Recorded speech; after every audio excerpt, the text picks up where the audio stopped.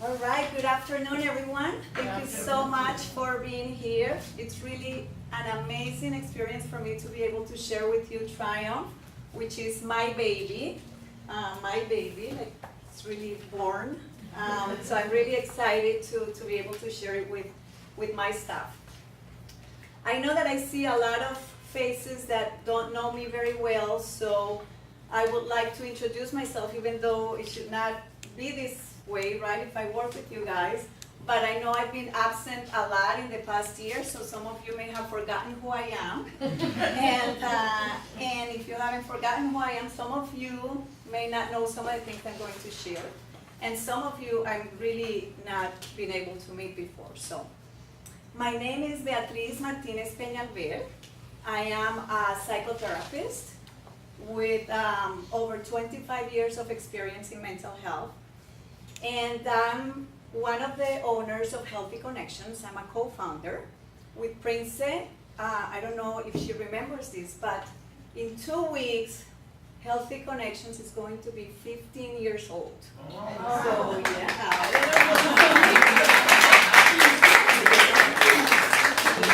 Almost 14. We're going to have to do a dance or something, a pink dress. Anyways, so I am the co-founder of Healthy Connections. I am a wife, and I am also the mother of a 12-year-old daughter who is the inspiration behind Triumph. And I will tell you why this little one has been the inspiration behind Triumph.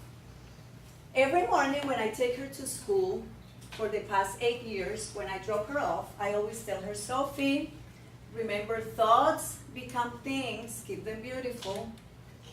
And the next day come and I repeat the same thing. Sophie, remember thoughts become things, keep them beautiful. I say that a lot more than I say, hey, bye, I love you.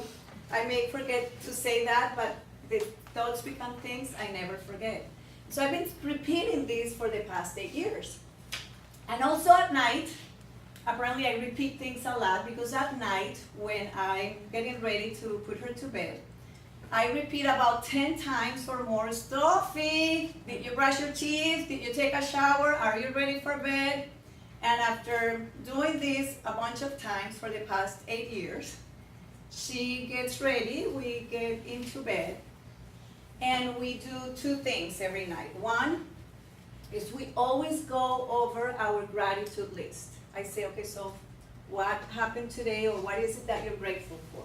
And so she will go through the things that she's grateful for, things, basic things like a warm shower, a nice meal, and then, she'll also talk about something really specific that happened that day. And after we finish that, I move on into doing silence. So we go into silence for about 6 to 7 minutes. Well, one night, while we were there quietly doing silence, I'm like sitting there very quiet in my silent space. And then all of a sudden, a really loud, thought came to me. It was really shocking. And the thought was basically saying, okay, Beatriz, you keep telling your daughter that thoughts become things and to keep them beautiful. What are your thoughts right now that you would like them to become a thing? And it was really scary because I could not think of anything. And it was more shocking because a minute ago, I was being grateful for all the things I felt I had. I felt that I had my life almost in a perfect state. I have Healthy Connections, which has been always a way for us of giving back to the community. We've had our, up and downs, but always, when we've been in those downs, it's always been for us like, okay, if this is something that is helping the community, let us get through this down. And that's always been the way we've actually done things at Healthy Connections. So if we're still helping, let us go through this review, or let us go through whatever it is that we're going, financial situation. And I also have a husband who is an incredibly wonderful, supportive husband, excellent father. I have my daughter who's healthy and very emotionally intelligent. So I really felt I have the best business partner that lets me go on vacation all the time I want, and you guys have experienced that.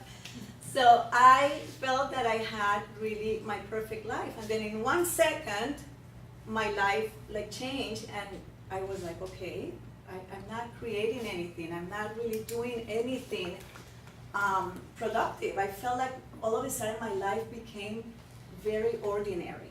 Like it was just a very mediocre life, if I could say. And so when I finished with the silence with her, I went straight to my room and I went into a much deeper silence. And this time it had a very, very clear intention. I was asking to be an instrument of something bigger. I went in and said, okay, make me an instrument of joy. Let me, I didn't really even know what talents I would have that, but I was like, whatever talents you think I have, let me use them in some way to bring joy, to bring peace, to bring understanding to the world. So here I am, use me in some way that I can create something nicer. And so that basically is how the idea of triumph was born. I'm gonna pass this around so you guys can look. So what is triumph? Triumph is an emotional literacy curriculum. Okay? I feel that we have in every school in the world, we have the math curriculum, we have the history curriculum, we have all sorts of curriculums, but we do not have an emotional literacy curriculum. We should be the curriculum that belongs everywhere in the world, because how many of you are here case managers or therapists? Raise your hand, please, and I really want to see it like really high, like you had a little bit of food, right? I want to ask you something. How many of you had a client, an adult client, 20-something, 30, 40, 20 and above, say to you that he's very depressed, and I really I don't want to go on with life, I'm extremely depressed, I don't remember algebra from 9th grade. Any of you have had that experience? Right? Or I'm so anxious, I don't know what I'm going to do tomorrow. This is really, really nerve-wracking. I don't remember who fought in World War I. Right? No one. And despite those facts, and despite the fact that antidepressants are on the rise, and they have increased 400% in the past 20-some years, we still do not have an emotional literacy curriculum for the schools. And so I started to put all these things together, and I said, okay, I guess this is basically where we need to go in this idea. I want to show to you something that a lady that I really admire a lot, her name is Lisa Nichols. I don't know if any of you have heard of Lisa Nichols. Anybody here has heard of, Leon has heard of Lisa Nichols. Any of you has heard of The Secret? Yes. The book, The Secret? Okay, that everybody says. Okay. Well, Lisa Nichols was one of the ladies that was asked the most to be in the movie, The Secret. And Lisa Nichols did this beautiful endorsement for me that I would like to play for you guys.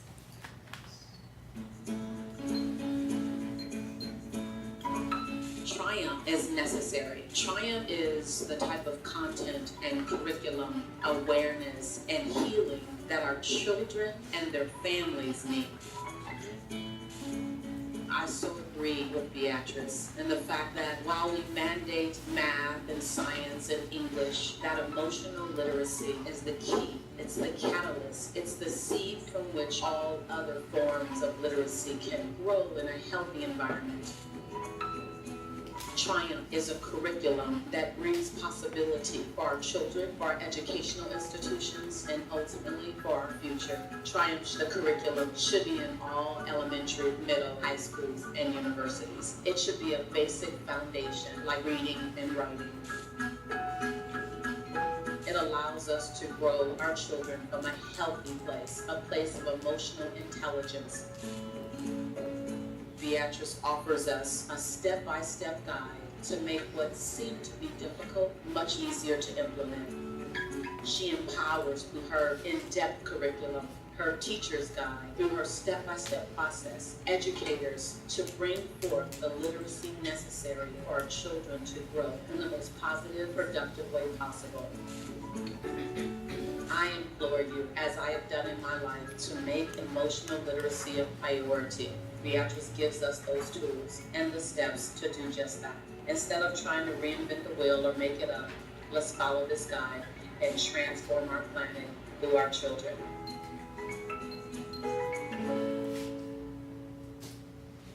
So that is exactly what I want Triumph to do. I want Triumph to be the vehicle to transform our planet, okay? And Triumph, I want to share with you, some steps of Triumph. Triumph has 8 steps, and I'm going to go briefly over the steps, and then I'll give you some time for you if you have any questions. But step 1 of Triumph is a clearly identified target can much more easily be hit, okay? If we go blindfolded and we don't know where it is that we're going, it's very hard for us to get where it is that we want to go, right? Tony Robbins says setting goals is the first step in turning the invisible into the visible. That invisible is our thought, right? That's something there, but it's invisible.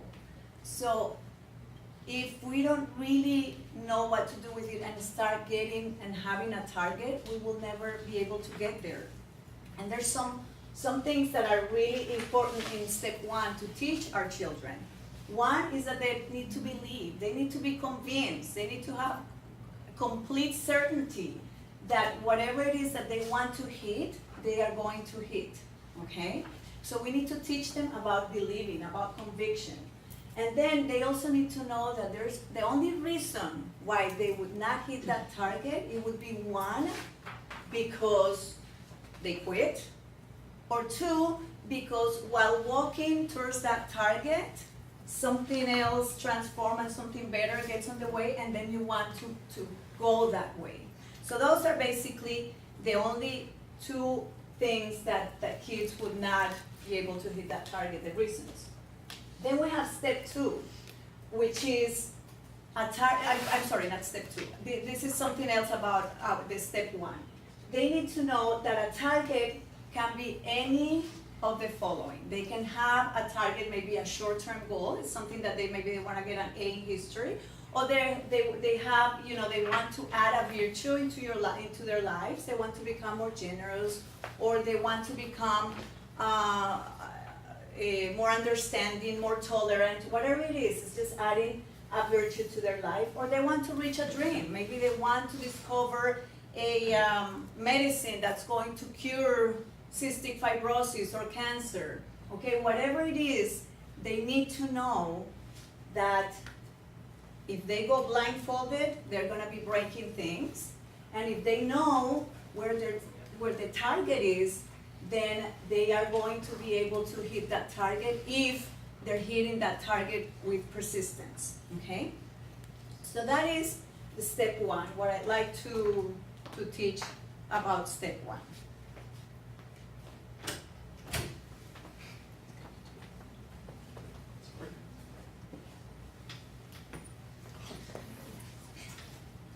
Step 2 has a student who wants to learn always writes notes. And I already saw who are the good students here, like this young lady is taking notes, so hopefully she's taking notes of this, she's not taking notes of something else.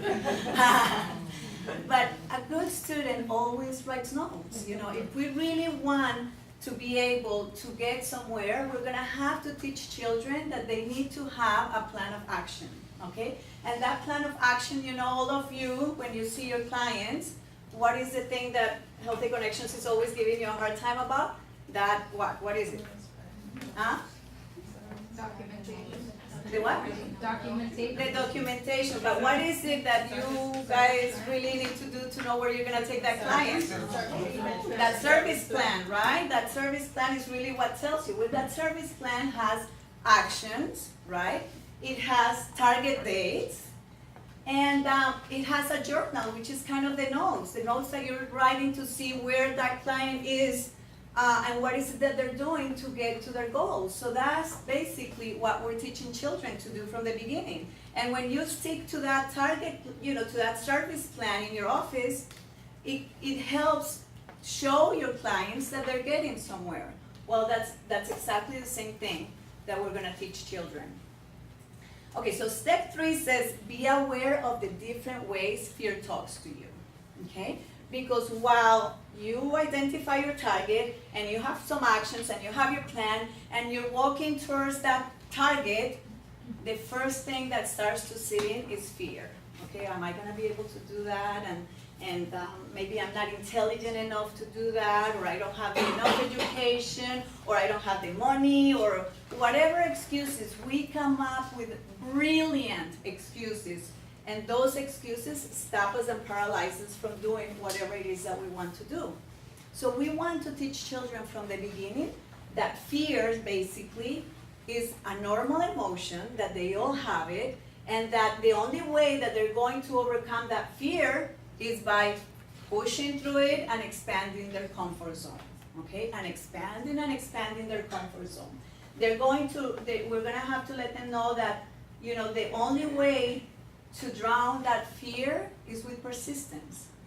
You're gonna have to try one time, and then another time, and then another time. And I also wanna teach them that the only thing that they need to be fearful of is when they don't have any fears.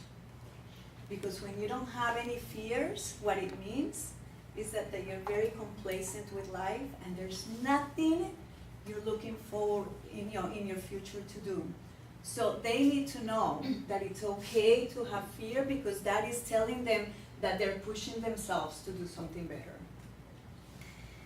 The program has visual aids that it would be in the classroom. So it would have visual aids like this one, that says, you are the gardener of your mind. Pull out the weeds. This is where your future is designed.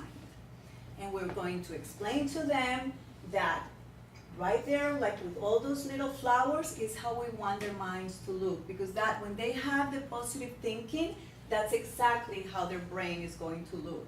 When the fear starts to get in, which is the weed, that weed comes in very quickly. You know how fast that weed grows, right? So if you don't pull out that negative thought quickly, that weed comes in very quickly and kills your garden immediately. So we want to make sure that they are aware of their fears and the negative thinking, and they pull it out very quickly from their minds. Then we have step 4, which is fake it until you make it. I always get a reaction from people with step 4, fake it until you make it, because it's like, when I present, it's like, what do you mean that is gonna make now the whole world full of fakes? We're gonna create, this bunch of liars. Fake it until you make it has nothing to do with lying. Fake it until you make it is a very cognitive behavioral technique, okay? It's the technique of act as if. Whatever it is that you want to get in your life, it's already part of your life, okay?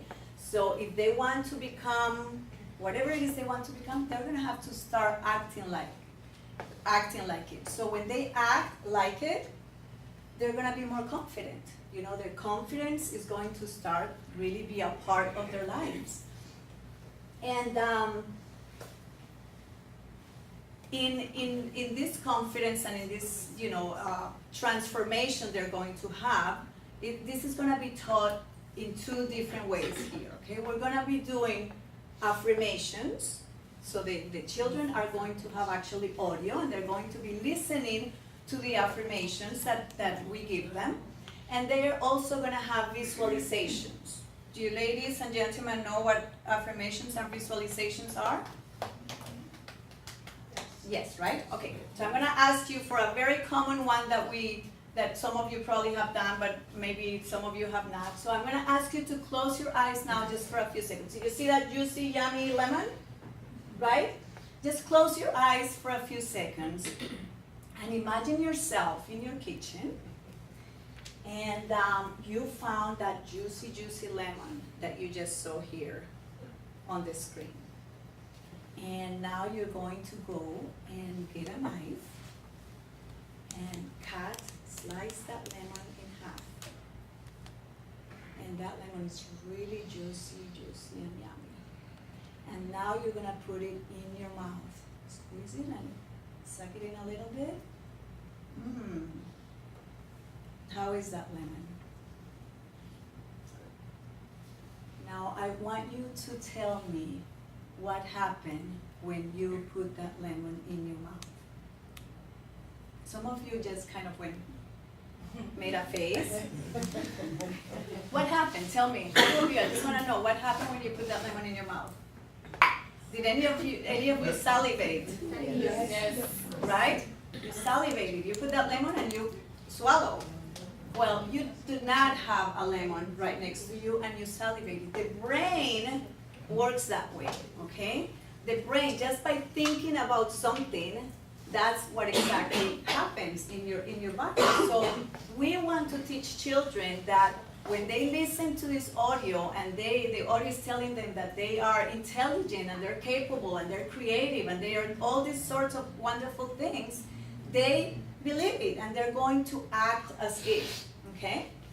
There are a lot of studies, that have been done with this visualization that we just did, and they ask people to think, to close your eyes and think of what they were doing when 9/11 hit. A lot of you probably are very young to remember that.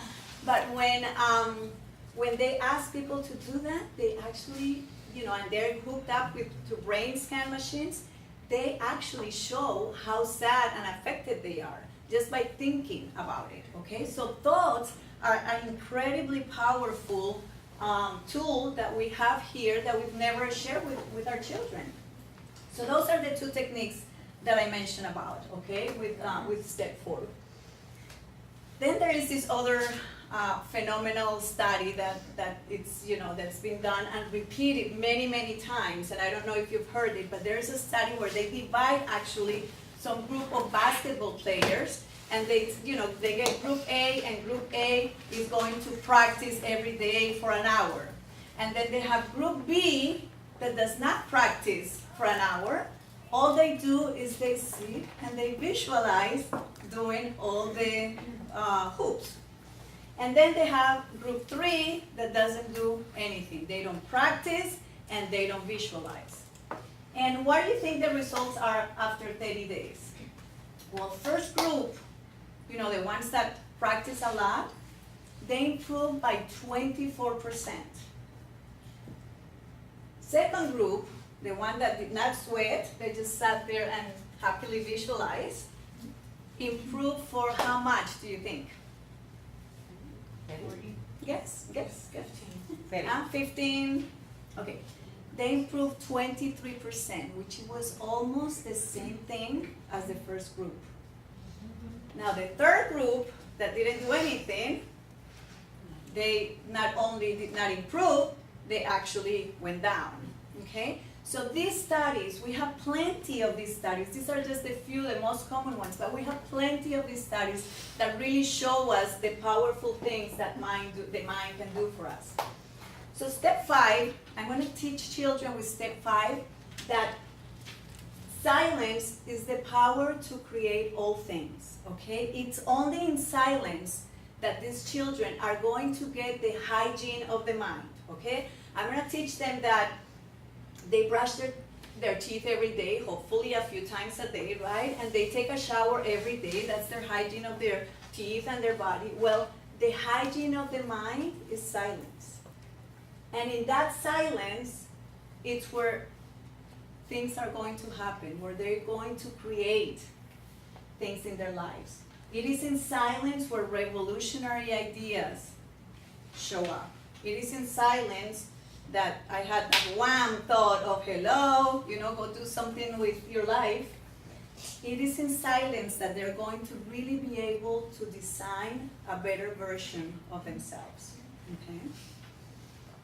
And this will be another poster for the classroom that will say, meditation without intention leads to paralysis of expression. And the key thing here is that if you don't have an intention, that silence is wonderful. It's very relaxing and it's energizing. However, you need to have an intention because we are here to create something. We're here for a better thing in the world. We're not just here to relax and be happy. We are here to create. So they always have to have an intention. Whatever it is that intention, they may want to, I don't know, an aim history, or they may want to just be better people in whatever way, but there is always an intention to that. And what I'm going to teach them with that intention is step 6. Life is a boomerang. So when they choose that intention better be good for them and for the world.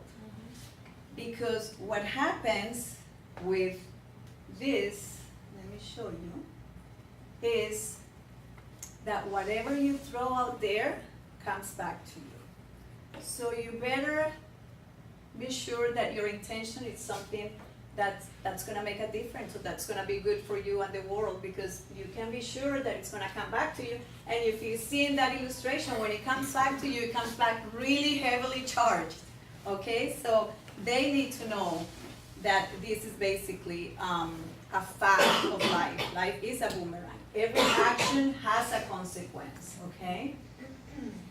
I'm going to teach them about 2 things here. I'm going to teach them about gratitude, that everything they're grateful for multiplies, okay? And for that we have like a little gratitude box that they fill out every single day, and they have an exercise of gratitude.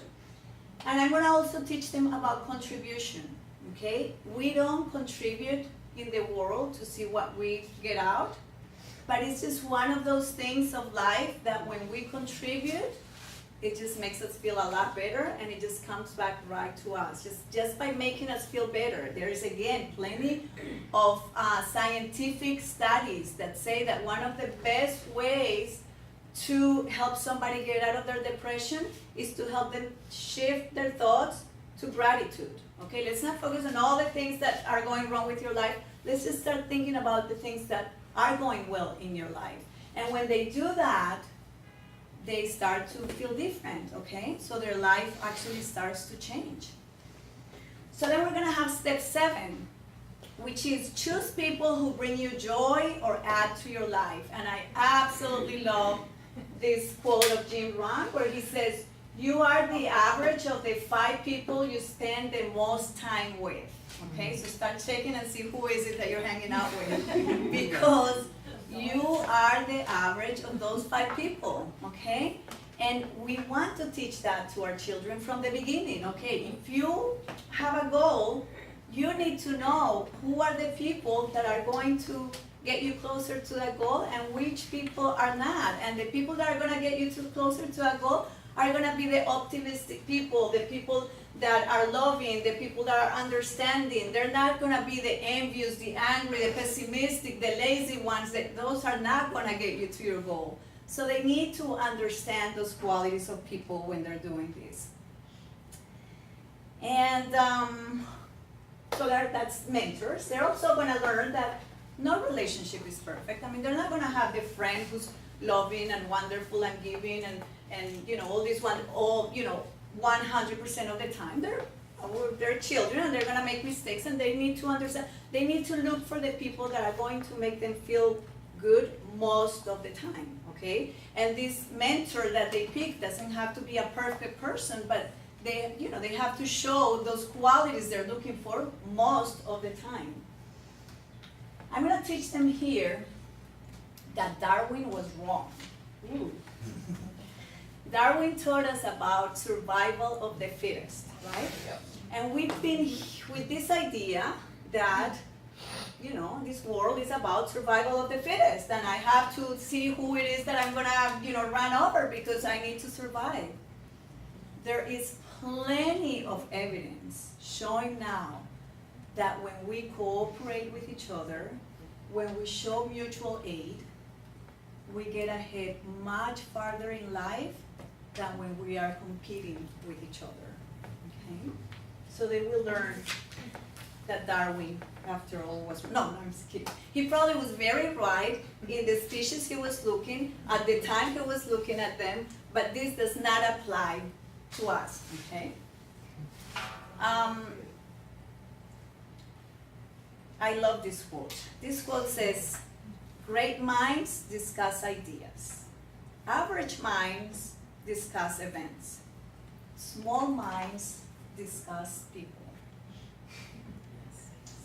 So they will start to understand also. Are you guys trying to see what kind of mind you have right now? Do you have a big mind and small mind? Let me see here, where do I fall into this?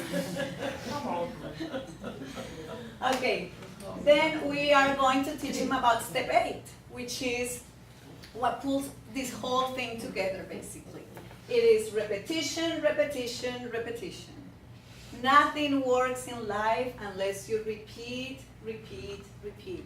And I really feel that we have the perfect setup in schools to teach these tools to children, where they are going to repeat, repeat every single day for 12 years. Imagine children learning about these tools for 12 consecutive years. I want to know if you would have liked to have this curriculum when you were growing up in your schools. Would you have liked that? Yes or no? Please raise your hand. It is really life-changing. I really believe that if we give these tools to children at an early age, just like Lisa said on that video, we will be able to transform our planet.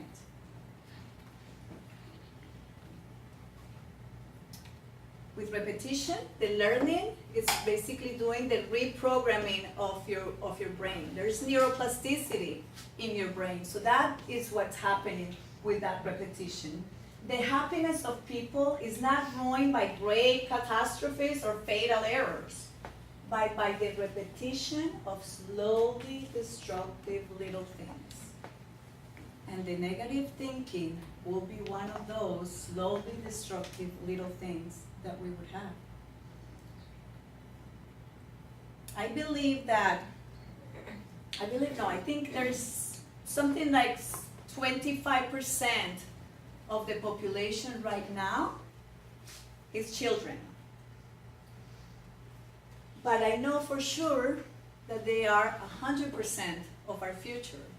So if we start in schools right now with the 25% of the population we have, one day these kids will all be exposed to these triumph steps, and I really believe that we would have the power to transform the world. So that is triumph. There's a few things that I'd like to ask you. One, you may know somebody who owns a school, a charter school, a private school, and I would love to know if you have that contact so we can bring Triumph to their school. You may have a contact in, it may be an elected official or somebody that you think could help us bring Triumph to one more school in the world. I believe truly that it should be a mandated class, just like they teach in Africa, in Europe, everywhere in the world that 2 + 2 is 4. I truly believe that the Triumph steps need to be everywhere in the world. Okay? Thank you so much for listening. Do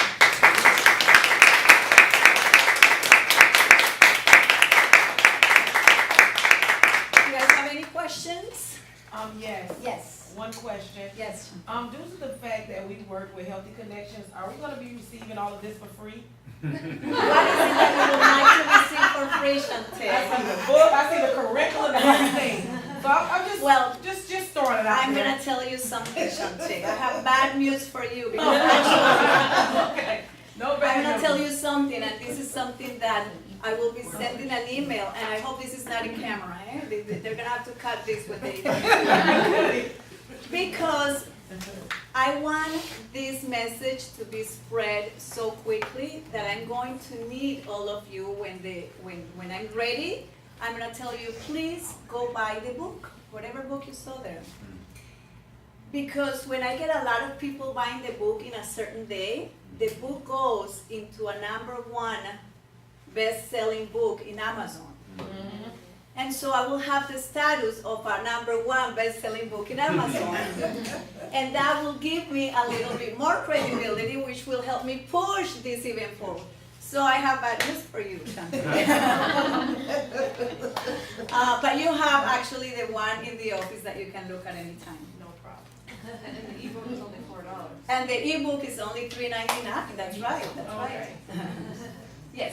What's the youngest age for this program? We are planning to start at 3 years old. When they start school, in my daughter's school, they actually practice silence. They don't practice any of the other steps, but they do practice silence. And they start with the youngest ones that are 3 years old. The youngest ones, that's where they start, and they go all the way through 12th grade. So it's basically for everybody. Yes. And how do you factor parents' education as well? Because especially since you're working with like such young kids, and maybe they don't have like the complete cognitive capacity to understand all of this. And I feel like the parents would be, I don't know, very, very important. A very instrumental key to the whole process. I offer to the schools training for the parents also, so they understand the whole program as well.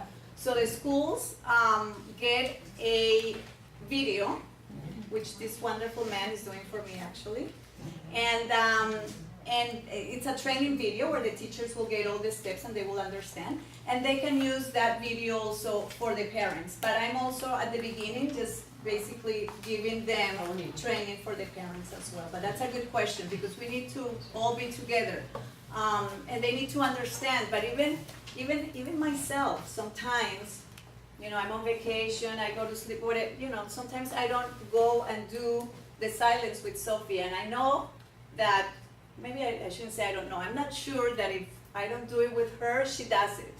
Now in schools, they don't have a choice, they are going to do that every single day. You don't tell your teacher, oh, today I don't want to take math, I'm sorry, you just have to take it. So I think it's the perfect setup for it. Any other questions?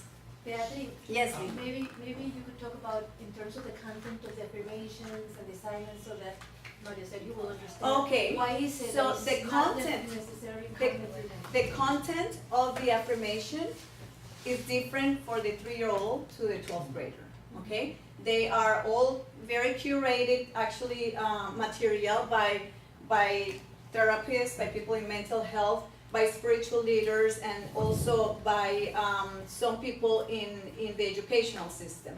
And we have made it specific to their ages. So, yeah. Leon? How did you get the endorsement by Lisa Nichols? That's major. That is a big thing, right? Yeah. Yeah, that was just one of those gut incidences.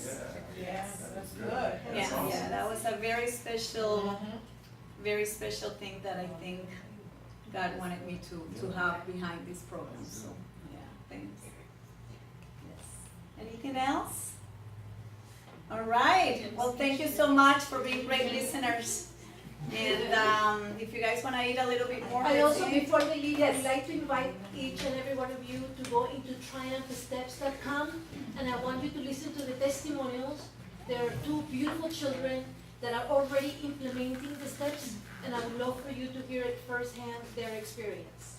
And there you get to hear Lisa as many times as you want, because she's also in my website, triumphsteps.com. .com. Okay.